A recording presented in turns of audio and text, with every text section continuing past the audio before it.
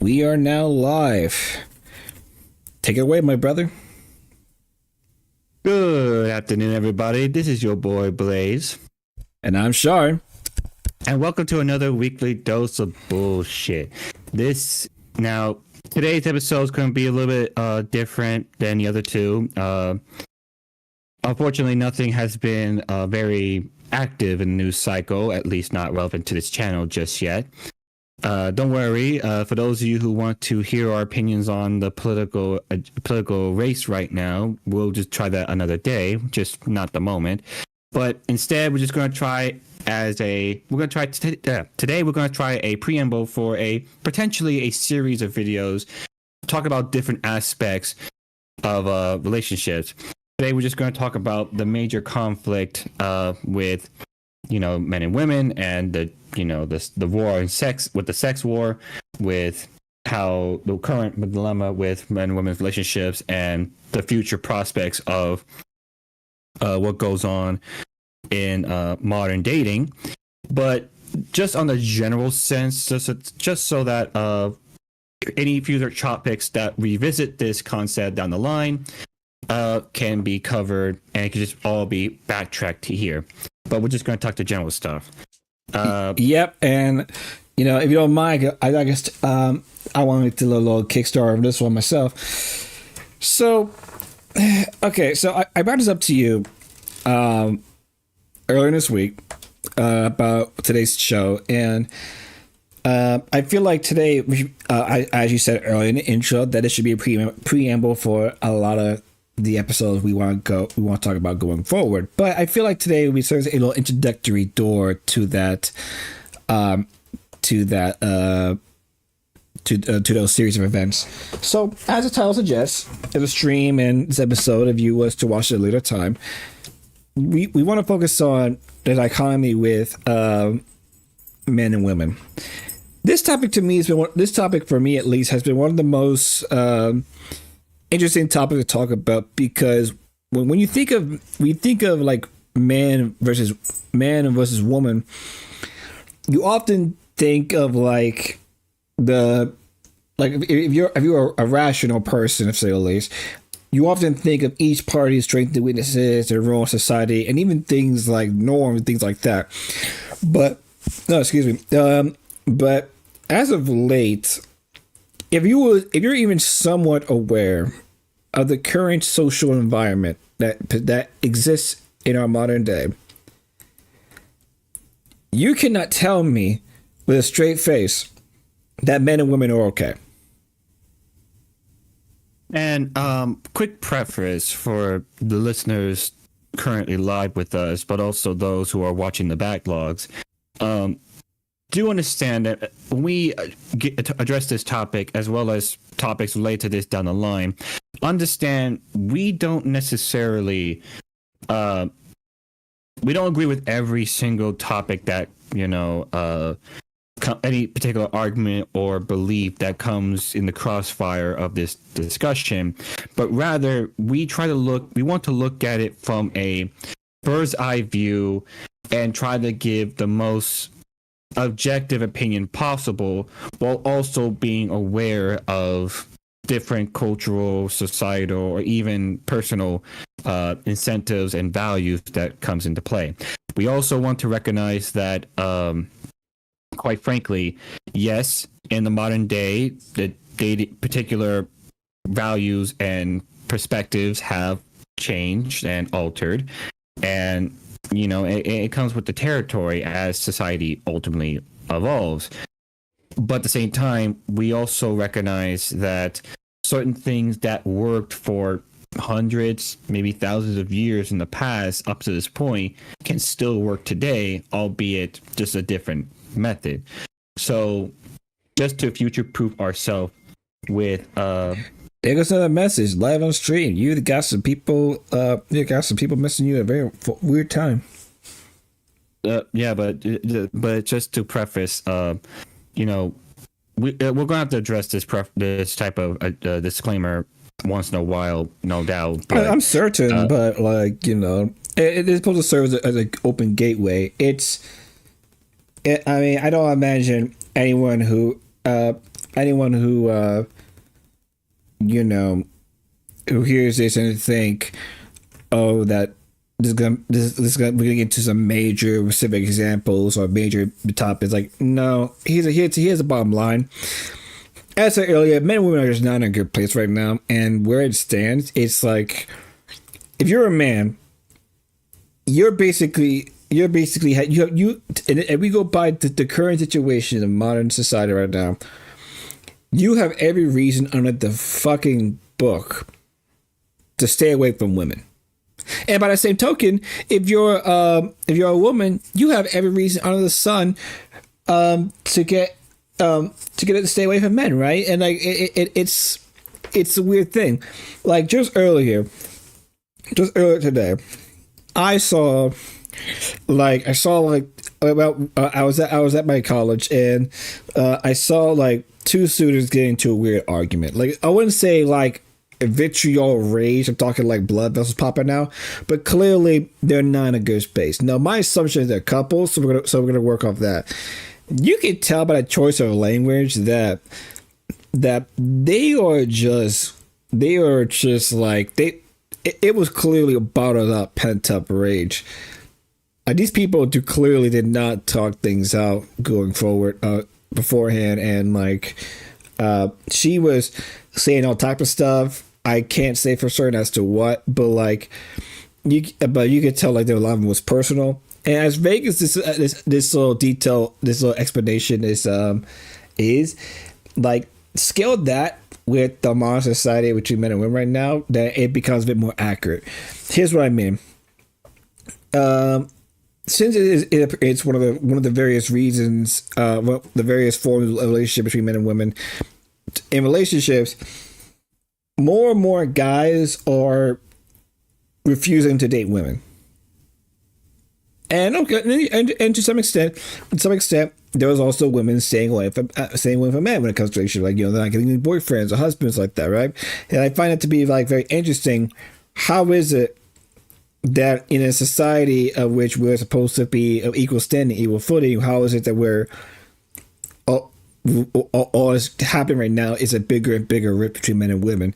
Now, if you're listening to this, you might think you know the correct answer. You might think like, oh, it's because men be doing this or women be doing that.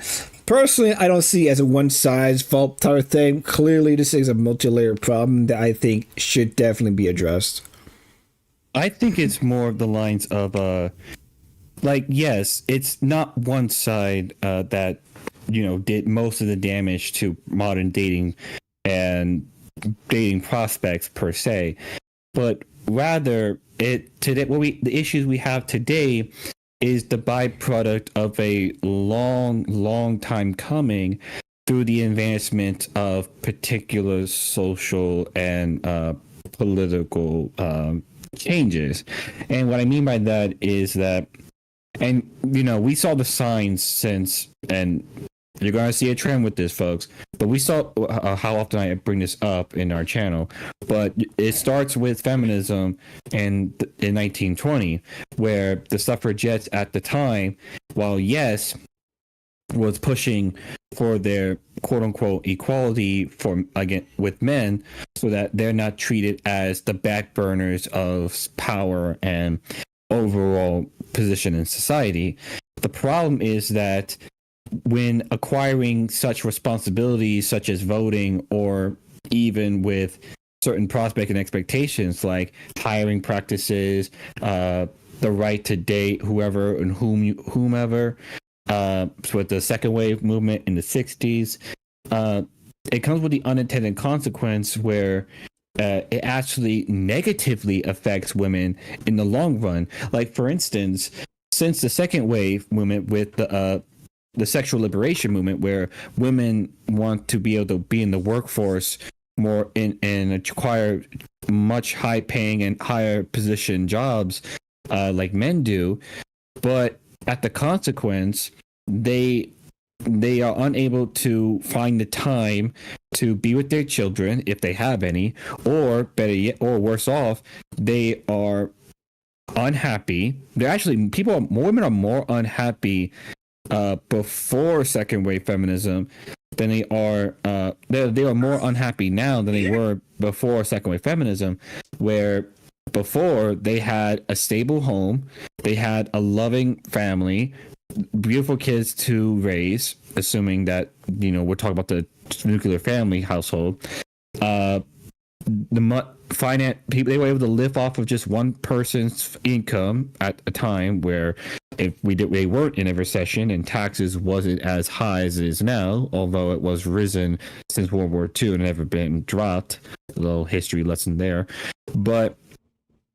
And you see how with more women acquiring more and more prospects in the workforce and trying to equate themselves with men, they actually sacrifice that internal instinct, that internal maternal instinct of being a parent to give birth to children. I wouldn't go so far as say sacrificed it, but they definitely suppressed it. They definitely sacrificed it.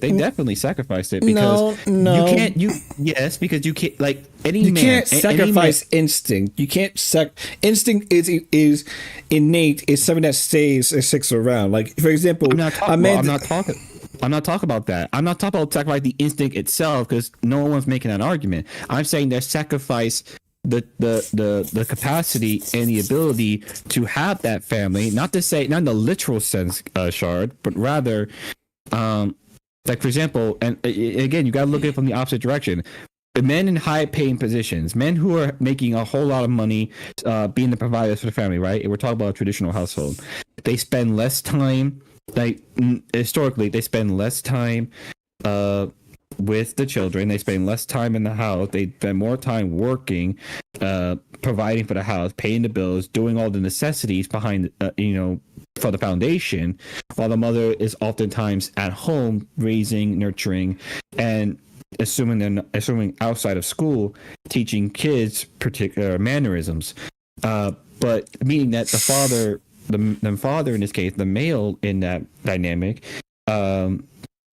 doesn't have a lot of, direct interaction with their kids outside of his days off. But so, meaning, and the flip side, if women aren't trying to equate themselves with men and reach that same threshold with men as they trying to do to this day, since the second wave feminism, since modernity and all that stuff, then they are sacrificing their happiness, their true happiness in some cases, from not, instead of being a mother and trying to having a strong family connection with their own family, creating their own families. I mean, not just their relatives. Then that's what they're sacrificing. They can't do that and still have a high-paying jobs. You mentioned like trying to be equal with men. What does equal mean in the case of in relation to men and women? Because I can make the argument for days that men and women, put it this way, if you're a believer that men and women can be equal, it can only come in one form, and that one form is frankly irrelevant to the topic of men and women being equal. And what I mean by that is, like, put it this way, men and women in any given society, they can be equal under the guise of the law. But you can't tell me with a straight face that men and women themselves are equal. That's fucking not possible. Well, when most people say that men and women are equal, right? Now, a rational person would obviously state that we're equal under the law, right? No one is above the law. No one is right. However, people also like to put their hands in the cookie jar in a different one, really, saying that men and women are equal in terms of skills, prowess, human capacity, and capability in particular jobs or things. Typically, in economic sense, where, for example, both men and women can achieve the same level of productivity or results if we're talking about the exact same job. However, however, this is obviously untrue, because if you look at particular jobs that require particular skill sets, it is no doubt clear that men dominate those fields in other cases where it's more hands-on and physical, like being a police officer or a security guard, versus something that requires more social, community, and like empathetic type skills, such as being a therapist, being a caseworker, being a doctor, a nurse, even. Like, those are jobs that are more, and I get it, more but like people based. But like, never mind the economic reason for it. Like, I've seen people make the argument that if a man can do it, so can I. If a woman can do it, so can I. Here's the thing. I find that statement to be very naive. Now, put it this way: if you are a woman who can lift 150 pounds the same way as a man could, congrats. That's fucking great. If you're a woman who can change their tire or fix their car and like that, just like a man could, perfect. That's great. No man's gonna take away that achievement from you. But here's the bottom line. Here's why I find this topic to be very interesting when we get to future episodes. Men and women, and keep in mind, men got some flack too, but we talk about this main thing that I don't think really pertains to any particular group. Men and women can never be equal outside the law, because we are just functionally different people. Now, I know for some people that may be like, oh, stating the obvious, but I don't think people truly understand what I mean by that. Men do not think based on emotion, or they don't think. Men are entirely functional thinkers. And before anyone like here comes at me and say like women can be functional thinkers too, not in the same way as men. And the best way I can describe that is like putting in this little paint a picture. There was a study long ago. I don't remember how many years. I don't have the notes in my hand as of right now, but it was so long ago where they place from two control groups of baby girls and baby boys, and each one they had the mother sitting far away with an obstacle blocking their way. This is assuming the babies can crawl, right? Each and every single one of the boys, at least 89 to 90% of them, I don't remember the exact number, problem solved the way to get to their mom. They literally work around it. They worked on the obstacle, or they made the obstacle obsolete. The girls, only a significant dip from 80 to 90% went down from 10 to 20%. That's a big fucking drop. And while again, I don't have the numbers per se, so it could be a bit. So I'm kind of paraphrasing here. That paints a very picture. Men at the very least, they do not think with emotion or apathetic thoughts. They think purely based on function and to some extent logic. It's a reason why. Now, hold on, let me cook for a sec, right? Like, it's a reason why men are involved in a whole lot of like creation of society, things like that. Like, put it this way, it was men that made cars. It was men that made it gives you electricity. It was men that handles stuff like that. And in contrast, women are definitely like, admittedly, they are definitely way more emotionally intelligent than us, and arguably, when it comes to intelligence, like they can be incredibly smart. They actually have way more of a higher track record of IQ compared to men on average, but they do not think from a functionist point of view. It's the main reason why, if you the old classic phrase, a man builds a house but a woman builds a home. That is not just based on a superstition. That is based on like the logical factors that a man will always be able to, no matter what, will be capable of building a house, right?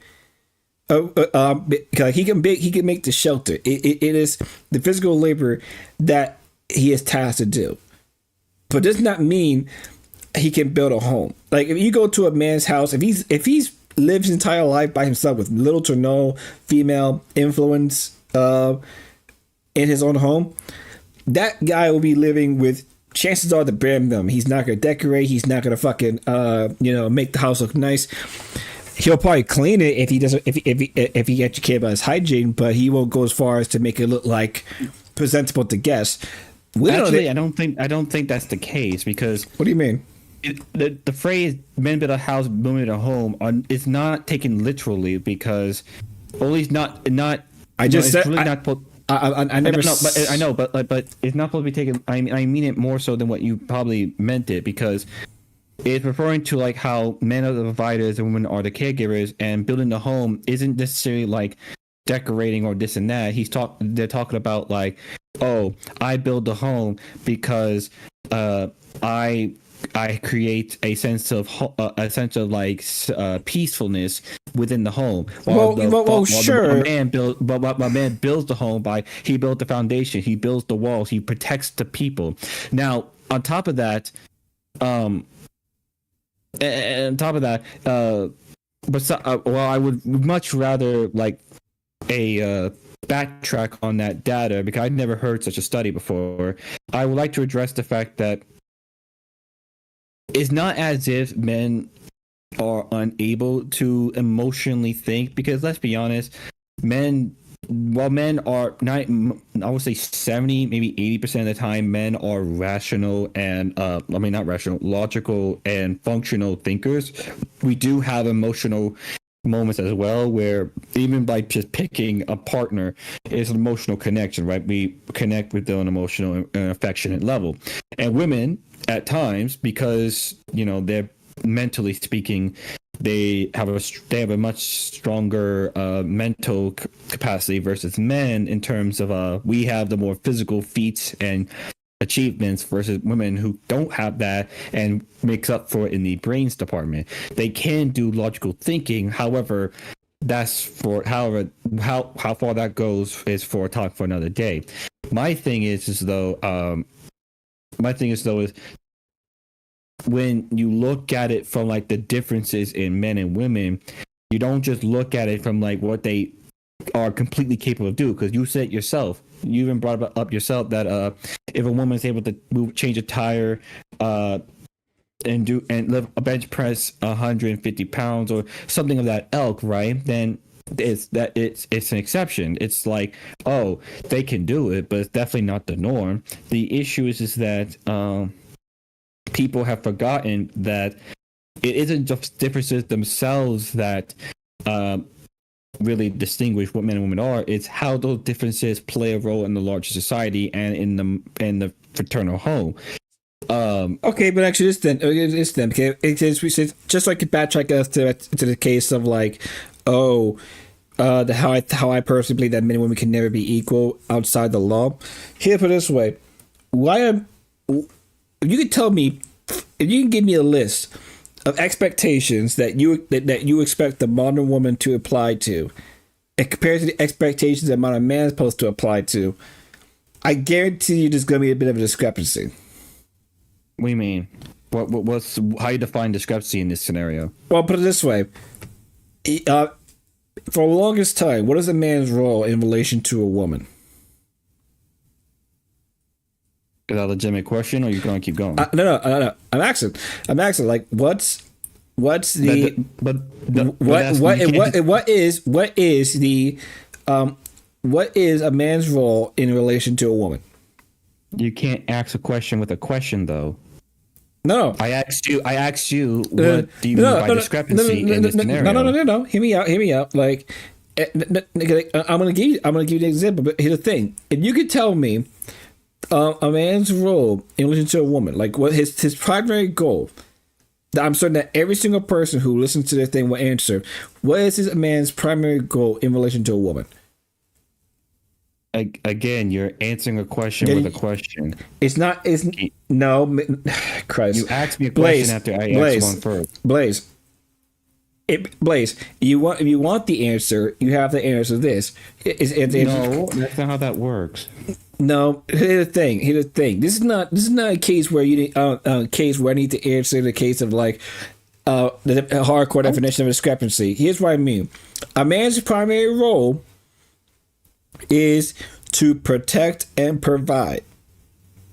Okay, so what if we can agree that is a man's primary role in relation to a woman, then what this means is that the discrepancy I mentioned before, the expectation, the roles expectations that you expect out of a man and a woman will be so vastly different that it's honestly questioning why is it we could ever say, all right, you can put it this way. The discrepancy I mentioned it's basically how the expectations men have are vastly different from women, and it extends even further to how much stuff they have to carry on their backs in order to fulfill their end of the bargain. Put it this way: in modern day, women are expected.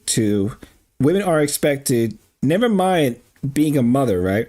They have the ability to work, get their own money, do their own thing, have sex with whoever they want, have any job they want, and they can have their own home. Every single thing that a man can do, a woman has the full capacity and propensity to do so, right? I think the term is better used at the full liberty to do. Well, liberty. Because capacity would define levels of skill versus liberty means it can do this if I wanted to. Okay, then liberty. So what's the man's position? Same thing, right? Yeah, he can work anywhere he wants. He needs to work to get money. He needs money to take care of himself and his family if he desires so. He can have sex with whoever he wants.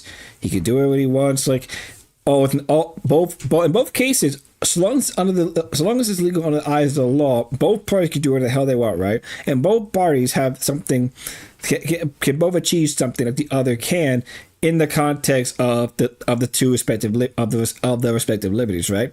So let me ask you this: if both have the liberty to do the exact same thing, why is it that you can look at these expectations of men and think to yourself, why isn't the expectations either removed or vastly different? Because this way, if men are supposed to protect, doesn't answer my question. No, it does, because here's the thing: it does, because if men are supposed to be the protectors and providers, that means they are expected to be the accruers of resources.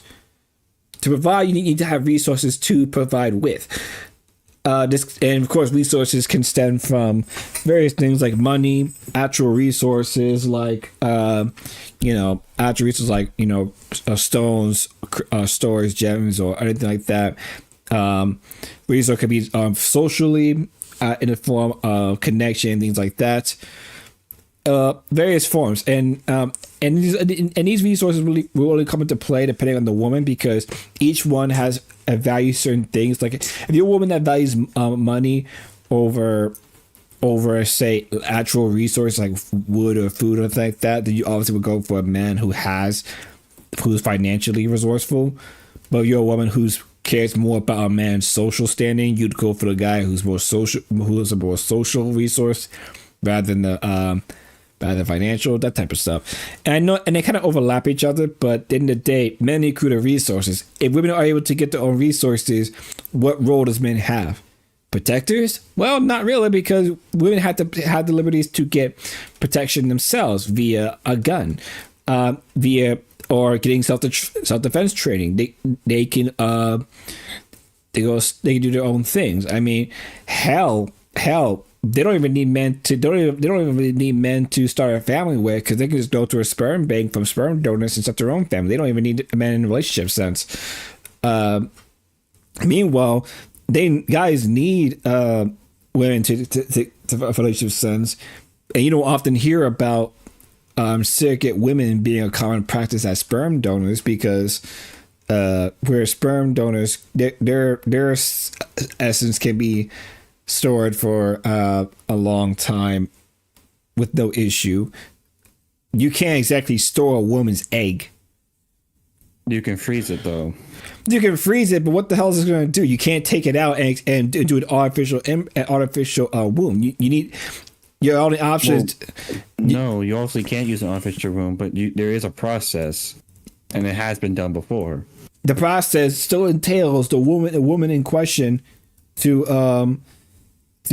fucking open herself up to the option. Like, put it this way, a man can go to sperm donor, do his thing, donate his DNA, and walk away, and that's it. His job is done. You know what facility, to my knowledge, has the exact same thing, but for men in the case of surrogate mothers? That's to me that sounds like a fucking breeding factory. That's fucking disgusting, right? Well, okay, if you're talking like, if you're trying to give that type of like a scenario, then obviously there isn't a egg bank type scenario for men, but at the same time it doesn't necessarily matter. When you ask someone to be a surrogate, typically you ask someone else to bear the sperm to give birth and then hand the child back over to you. It's not like because men don't give birth, men don't carry the children, so therefore they have to act a whole nother person to do that. It's not like there's a facility for that purpose. Like typically, it's like asking your best friend to be a surrogate for you because you or your wife can't have kids. It doesn't, like, that's the type of shit that what that entails, because it's different for men. Now, I will say this. You didn't answer my question because I asked for clarification. You asked me. Are you asking for clarification of the goddamn? You asked me. Are you asking me? You told me, Shard. You told me to list off the difference, the type of responsibilities and expectations for men and women, and therefore, and by doing so, I would notice a discrepancy. You said that I would notice a discrepancy. I asked, what discrepancies are you talking about? How you define that? I didn't tell you. I did not tell you to list out the things. I told you. I did tell you is that if you were able to list off the expectations of rotation or roles that each party has, you'd know there's a big discrepancy. That's what I said. But then I asked, what do you mean by that by definition? Because I was going to answer or address that, but you haven't really answered my question still. Okay. If that's the case, why is it I need to explain that in this content? Because as far as I'm concerned, what I mean in that discrepancy, as far as I'm fucking concerned, is that women are expected to do less compared to men. Men have to carry a lot of the fucking weight and not only in society, but in society, social society, but even within the family home, they get a lot of weight. Meanwhile, women actually have a lot more liberties than men, due to the nature of less expectations fall upon them. They said they still have some shit to do. No, hold on.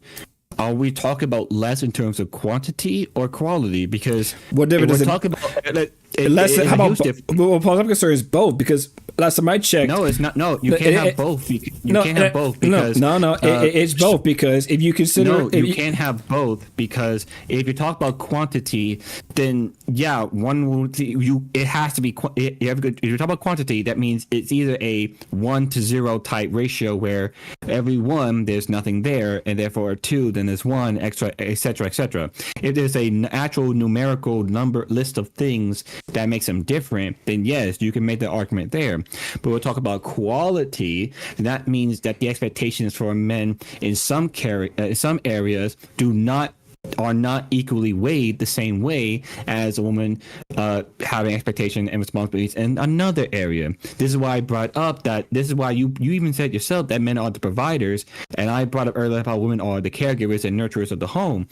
Like, they're two different things. Okay, but the quality argument would dictate that they're equally sound because they're important in some way. If women are in the workforce, who the fuck's the caregiver? And that answers your question. It doesn't work that way anymore, because I only addressed it earlier that because of the push for women in the workforce since first wave feminism till now. And for those listening, when you start voting, you now have responsibility being taxed and all that stuff, and then you have to be in the workforce to pay those taxes. But to Bashar, back to you, because I addressed this earlier with first with feminism, how that was a long time like snowball with where it is today. Women made sacrifices to no longer being able to do what they're supposed to do, at least by their base primal responsibilities of reproduction and such as and family creating families, because they want to be involved there. And on top of that, part of that issue is due to the fact that for the last 100 years or even longer, God forbid, women are being fed this narrative that they have to be equal to men, but that sacrifices their innate desires for having a family. That sacrifices their happiness, because again, women are less happy now than they were 50 years ago, even longer. And it comes back around that women today are being fed very misleading lies and false promises about achieving greatness, but really they're trying to and fighting up at like the glass ceiling, but really that glass ceiling is going to bring up to an empty skynet, to the empty stratosphere. Because once you go to the top, you realize it's quite lonely and it won't be anyone there. On top of that, these same people who tell you to achieve greatness are the same type of people who tell other women that they should strive to find a partner equal or greater than them, which is a contradiction in its own right. Not to mention, let's be frank. Let's be frank. I find that whole fucking find someone equal or greater to you type mentality. Like I'm not gonna question a woman's taste unless it's absolutely shitty. Like if you're dating someone who is prone to violence, is prone to doing fucked up shit, like in this case a felon, I'm gonna start questioning your fucking taste. But like if you're a woman who obviously has what I would consider high standards, like I'm not even talking like, oh, standards are reasonable, but to some people they seem high. No, they're reasonable. They're reasonable. I'm talking high standards. Like, I've not met a woman to this day who had standards that were too high for me to achieve. But it's okay to have standards, even if they're even somewhat high. It's okay to have some of that, because I don't think it's okay to strive big.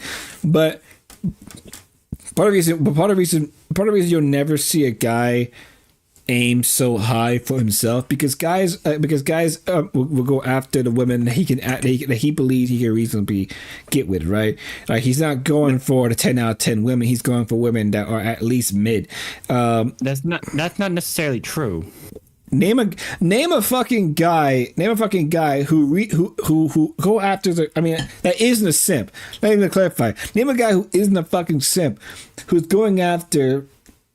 gone someone 10 times out of his league, thinking that he has a full capacity to score a shot. Answer that. Well, first off, you already answered your own question, because if he's not a simp, therefore he's automatically not going to be the type of guy who would go for someone less than him. No. Well, actually, rephrase that. You mean higher than him? Because less than him is one thing, but like I don't care. No. Again.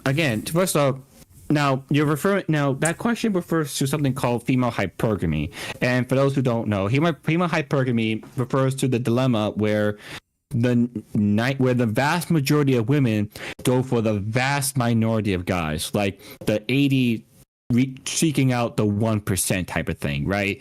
Now the problem with that is it's not entirely true. It's not entirely unfounded upon, because as people people had to reflect themselves and who they want to be, it makes sense they don't want the best they can acquire in some way, shape, or form. The issue, however, comes into play where you mentioned standards. The issue comes into play with that is where people tend to overvaluate themselves and thinking they're better or they're at a higher tier than they actually are. It's like I'm not going to look at Selena Gomez and Lizzo and say they're the exact same level of attraction or prospects. I know some guys I know people who will look at Lizzo back at her fucking Honey Boo Boo big ass face and think that she's peak appearance. And And at the same time, and you know what? To each their own. But at the same time, but if for the sake of argument, for the general sake of the conversation, you have to look at like, hey, it's obvious that Lizzo is not on the same level of attraction, at least in a general sense, compared to someone like Selena Gomez, or even who's another example, top of my head.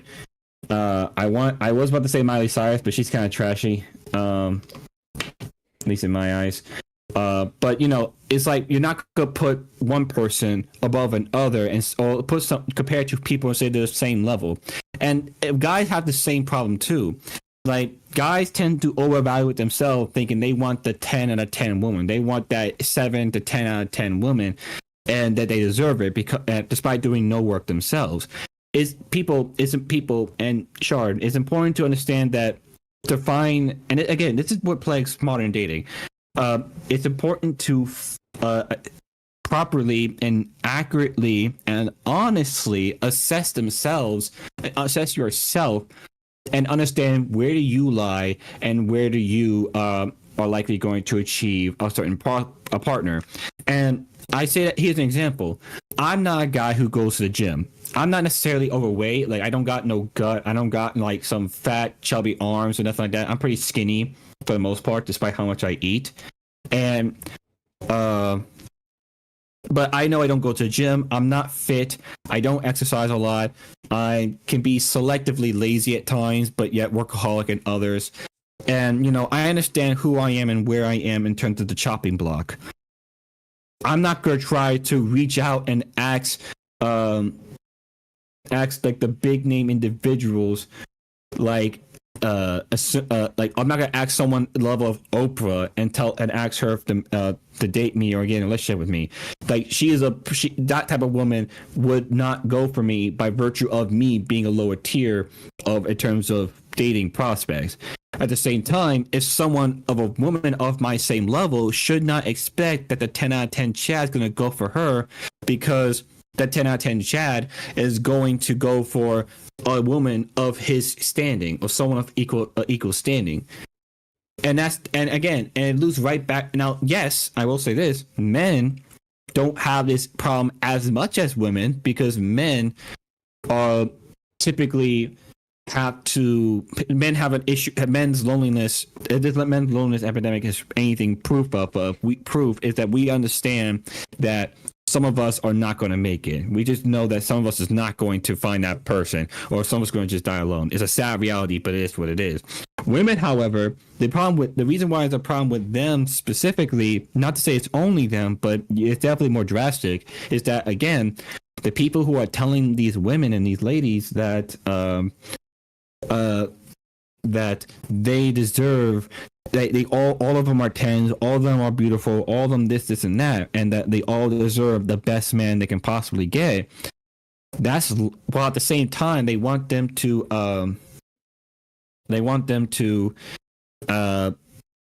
seek a guy that will yet achieve greatness, like, oh, I want to make you make these six figure salaries, while also find a guy who can make more than that or equal to them in some way. You're asking two different things that opposes one another, and you're giving them lies about their own personal values. Again, I'm not going to date Jabba the Hutt just because she thinks she's a 10 out of 10. I know I'm not gonna reach the level of. As you said, the Princess Cinderella. I'm not gonna reach the level of dating someone at the level of Princess Cinderella. But at the same time, I'm not gonna subject myself to dating someone who looks like Jabba the Hutt, thinking that she's 10 out of 10. That's not how that works. True. It's like you're feeding people lies at that point. I mean, then again, like if you ask a woman to rate themselves, they're gonna say 10 out of 10. I find them to be very, very narcissistic. They're going to say that because they've been told to say that. They've been taught to say that. Oh, they're beautiful no matter what. Oh, I could be 300 plus pounds and don't take care of my personal health in any way, and therefore I have to. But therefore, I deserve the best man on the market. Like, no, you don't. And let's be frank. Let's be frank. Or we go on and on about the I would call delusional beliefs that some women may have. We really can't of course, we can't just be sitting our ass here and think the guys are some part of play. Oh no, they're part of the blame too, because they're part of the blame too. Not necessarily they're not the ones. Put it this way. Put it this way. There is a massive fucking decline in masculinity in men right now, or rather, of traditional masculinity. Because let's be frank, there are for some reason, men are taking advice from women about how to be a man. Oh no, that's a no. Like, let me tell you something. If you never experienced a day in your life as a woman, don't tell a woman how to be a woman, right? At the same time, if you never experienced a life of being a man, don't fucking tell a man how to be a man. Good men will teach men how to be good men. Bad men will only show others how to be a bad man, and it's up to the receiver to internalize what he's witnessing and or learning. Same goes for women. But holy fuck, there are so many weak fucking men nowadays, so many simps, so many people who would just sacrifice their dignity all for a woman. I'm thinking to myself, like, my brother, what the fuck are you doing? My brother in Christ, you. Well, that's kind of the product of a different issue. However, it's not necessarily the issue of like the dating market. It's more an issue that it is very much in the dating market. Let me tell you something.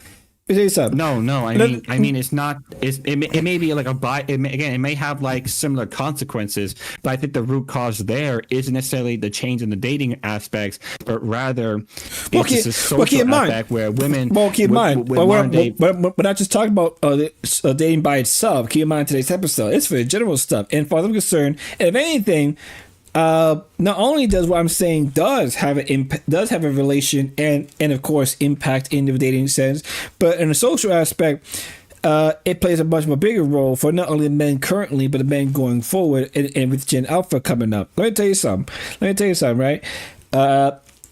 If you ask any woman, 9 times out of 10, she's gonna want a strong man, a strong, capable man, right? Someone who's can take the reins, take charge, right?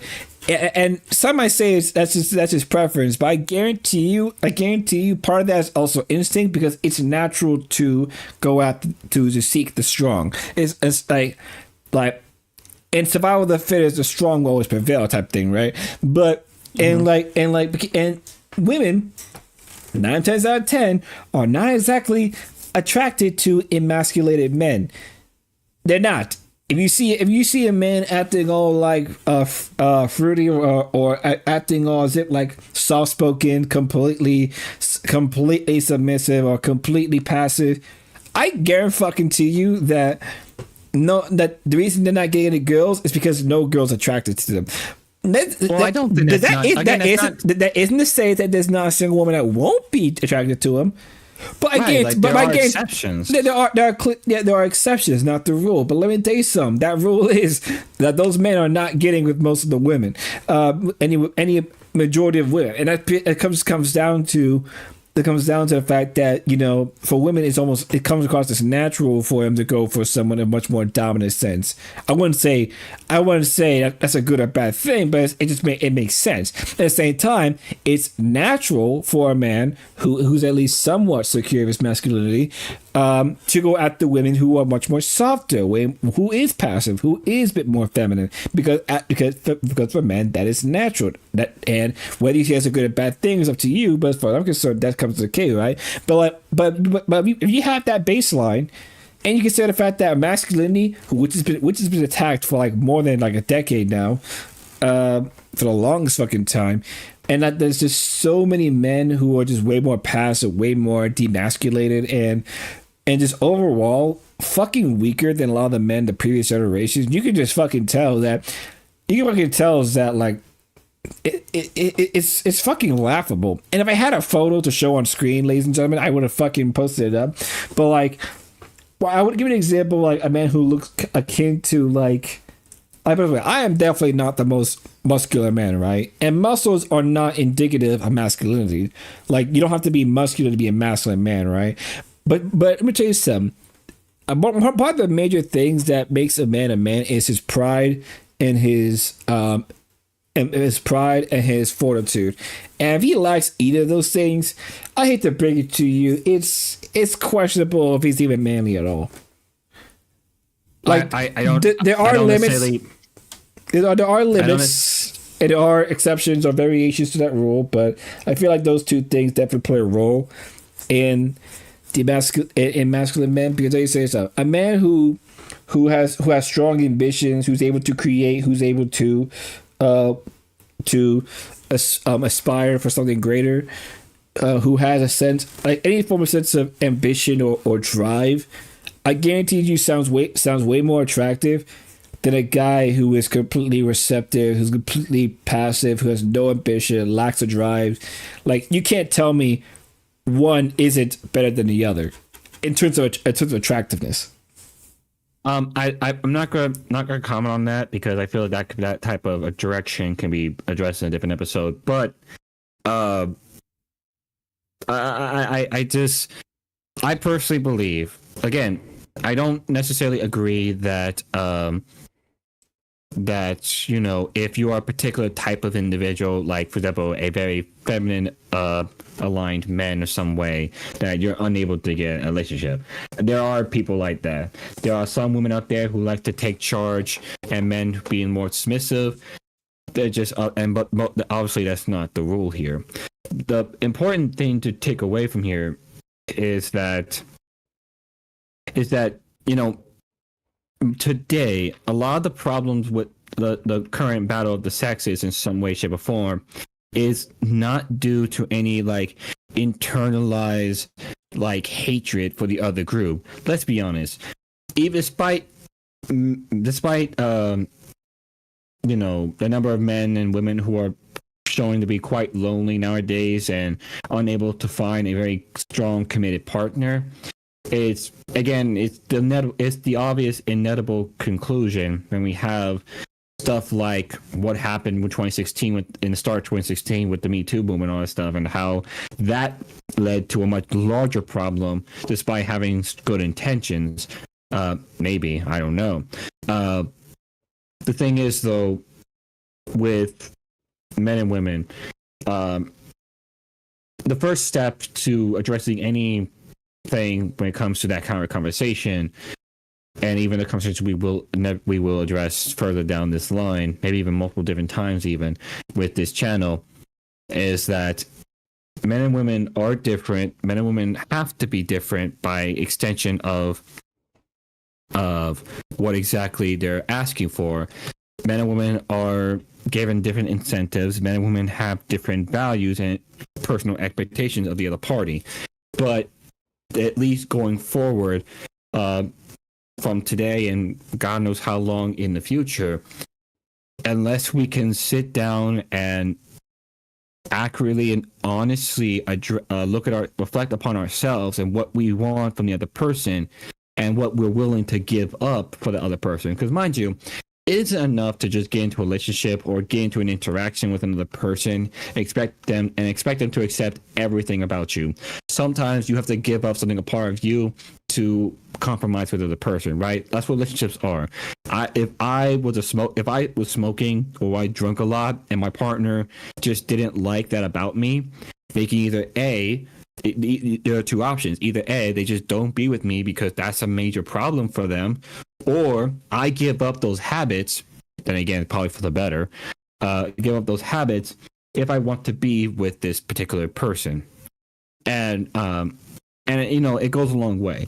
Quite honestly, Shard, I do think that while some of your points today were no doubt compassionate, to say the lack of better words, I do think that they were on a particular tangent that I think we should save for another episode. Well, I don't imagine the things I said today would be very hard creep because I don't have anything on hand to really reference off of. I am basing this purely based on my own personal thoughts of my observations.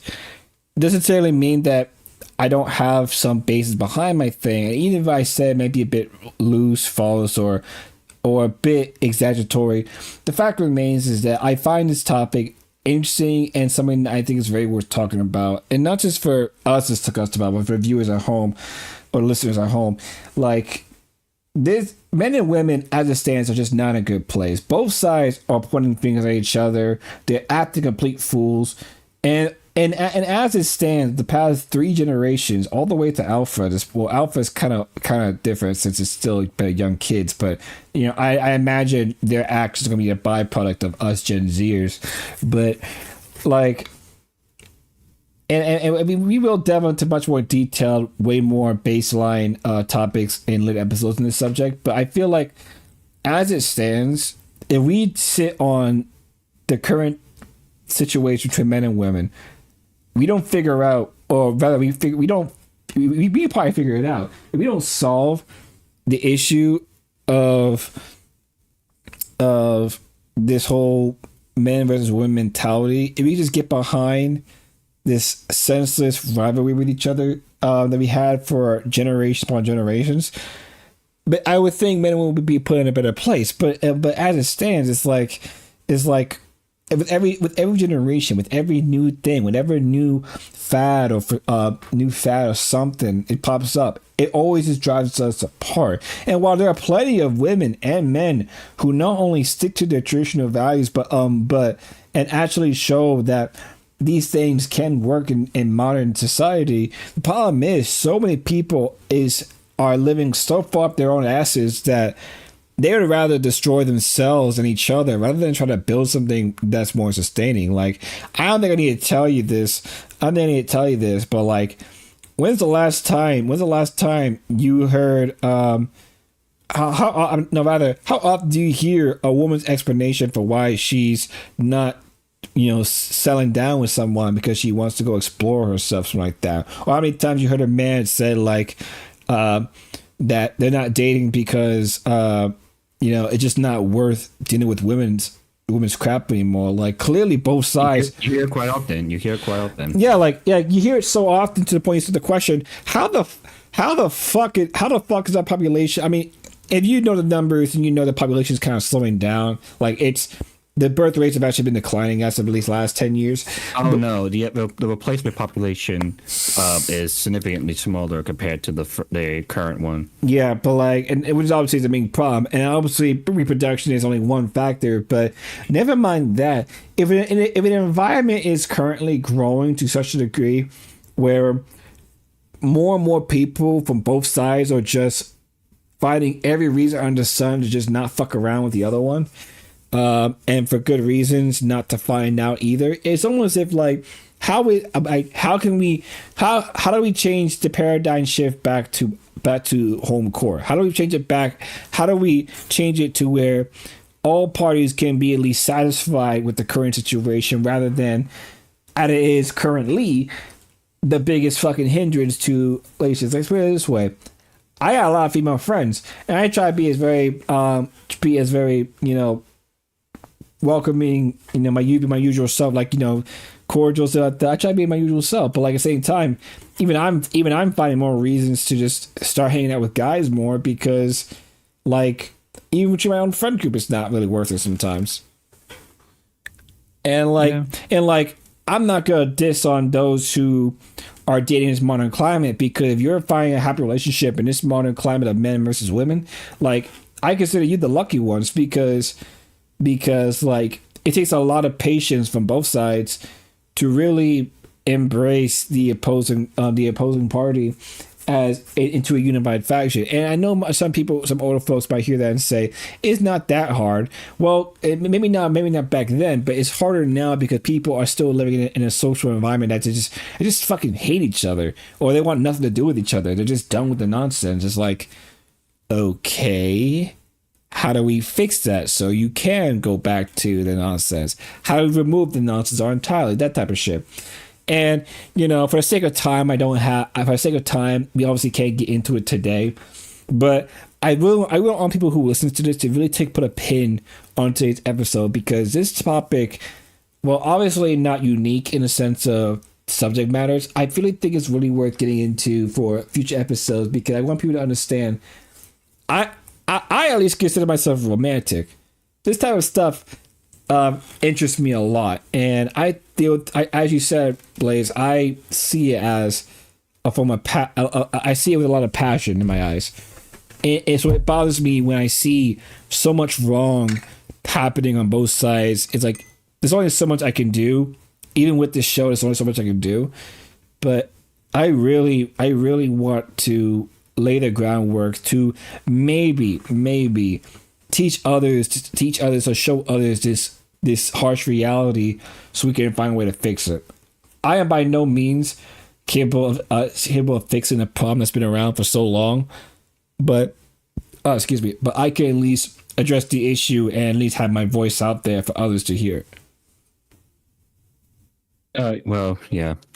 Well, for now, we'll just leave that for a future episode. Thank you guys for watching. I hope you enjoyed this rather conversational-like episode. There'll be more of this down the future. If you want to see more of this content and you wish to like get me notified of that, please subscribe to the channel. Follow us on our socials down in the description as well as our channel title. Share it with your friends and family and those interested and might actually learn a few things from our conversations. And George, any final words?